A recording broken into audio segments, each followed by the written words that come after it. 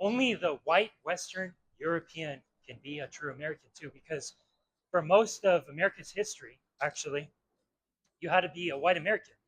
I'm a bit different too, so instead of being one of the good ones, like let's say act and pretend like you're a white man, I'd rather be an actual one.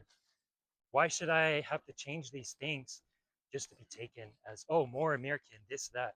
No, fuck that shit.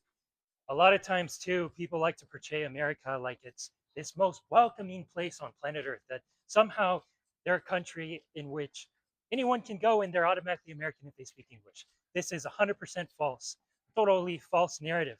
A lot of times the leftists will say, oh, the Native Americans are the real Americans. That's 100% false.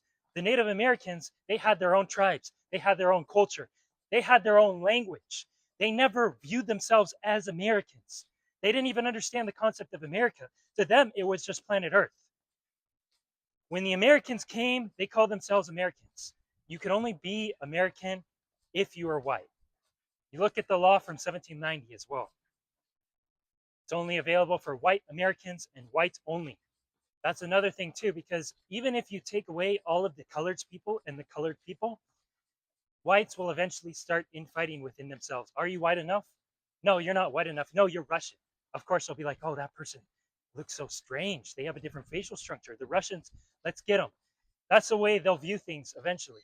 The only way the coloreds and the whites can live peacefully together is if there was a alien race that came from outer space and looked so foreign, so crazy. That's the only way they could come together. If you're an Asian man, leave America immediately.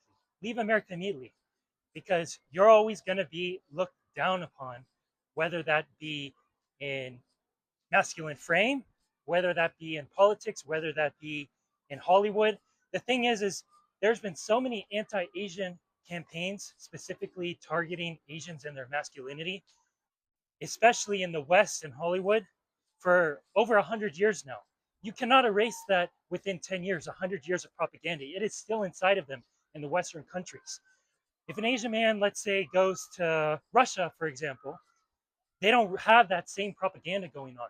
So the Russians, they watch Russian films, Russian movies, Russian TV shows.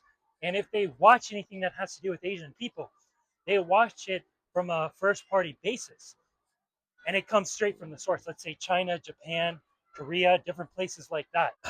So they view things from the source, the way the source wants it to be portrayed.